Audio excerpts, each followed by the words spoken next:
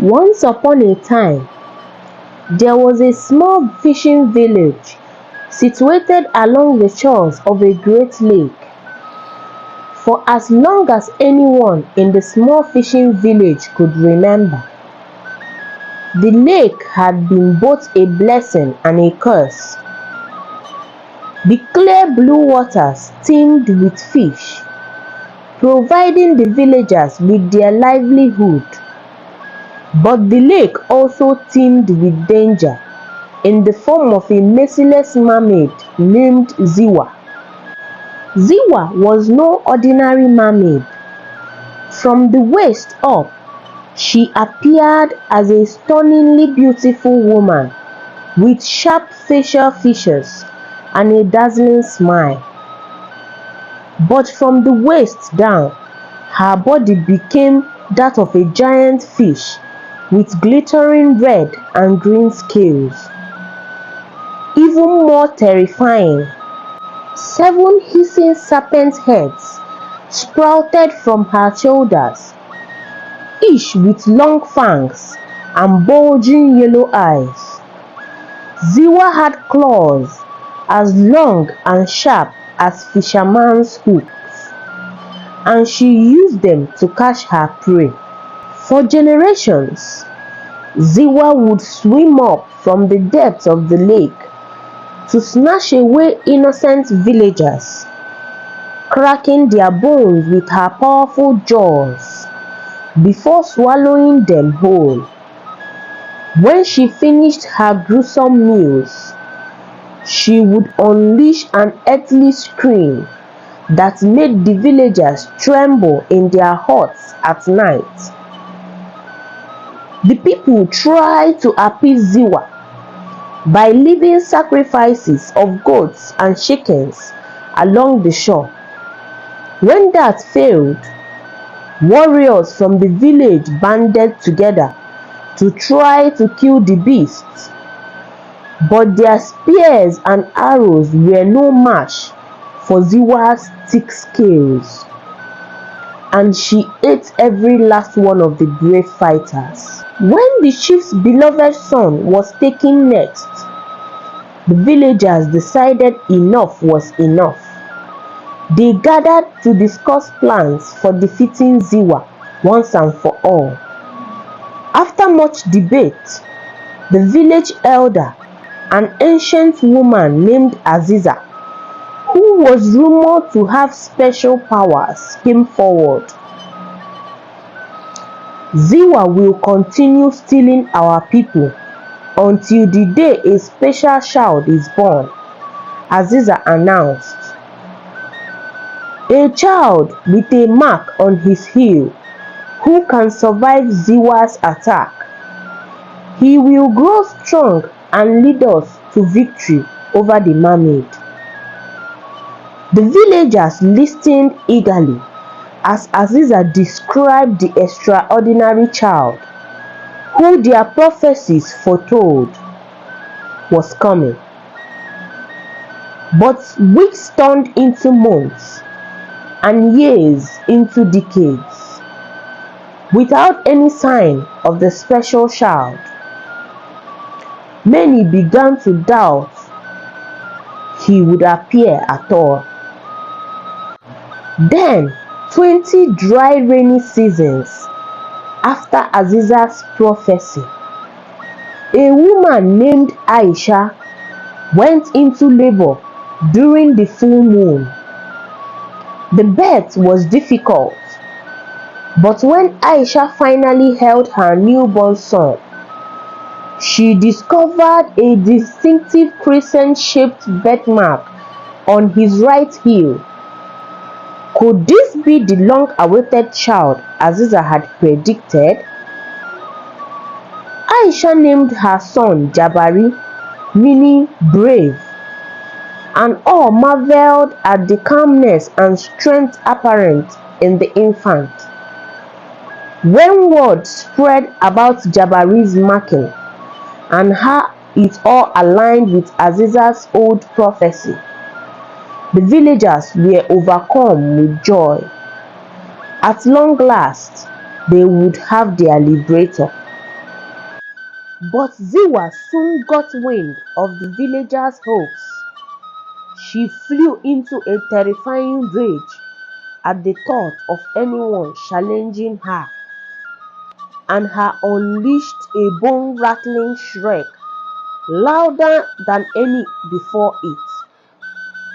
She would get to the boy before he became a threat, she vowed.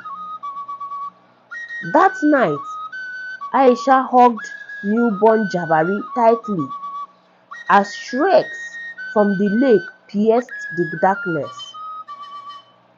By morning, 3 more villagers had disappeared. The mermaid's revenge for the birth of the purported hero. Fearing for their safety, Aisha secretly fled with Jabari to a village miles from the lake. There she settled, got married, and had 4 more children, all daughters. Jabari grew into a strong, handsome young man, entirely unaware of his destiny. Then, 20 years after Jabari's birth, tragedy struck when sickness swept through Aisha's village. Both she and her husband perished along with many others.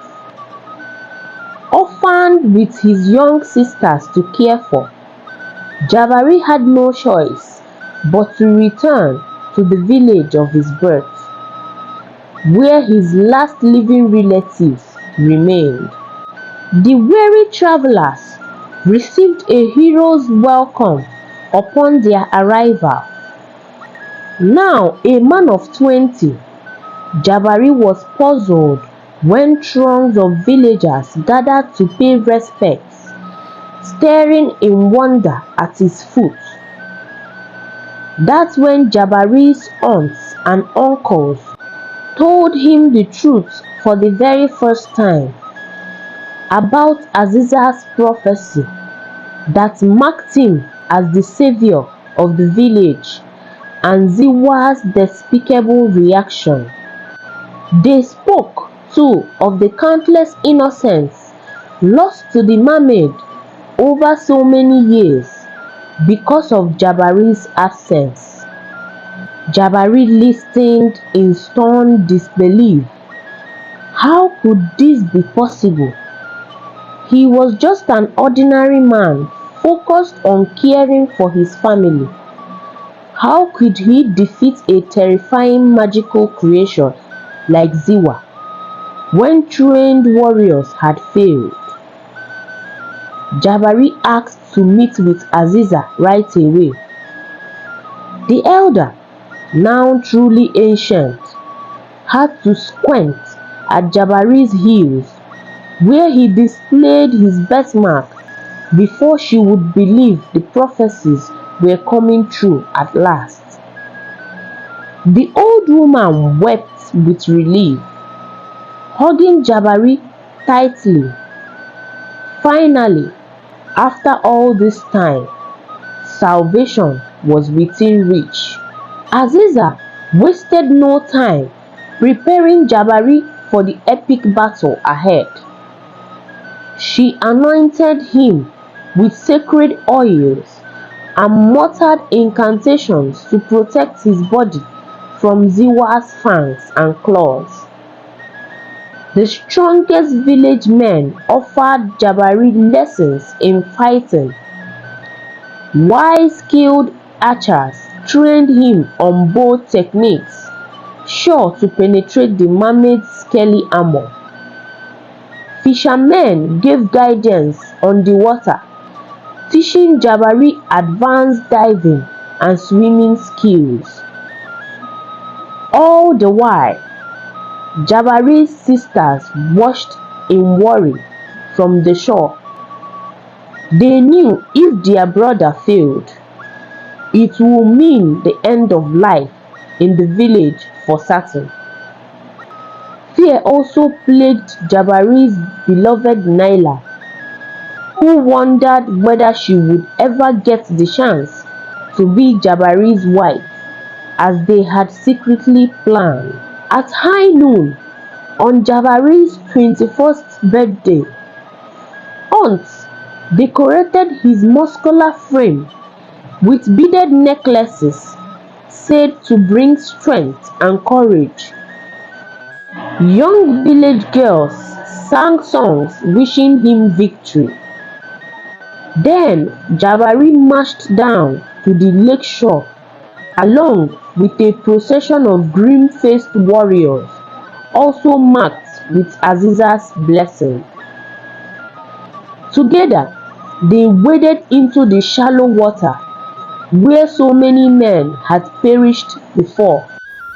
As Jabari swam farther out, his cohorts stayed back, hands gripped tightly around their spears.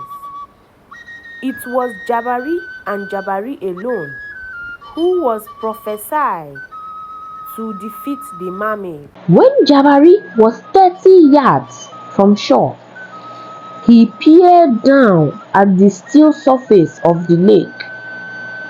Seeing his determined face reflected back. "Come out and face me, devil," he shouted. "Today is the day you meet your doom."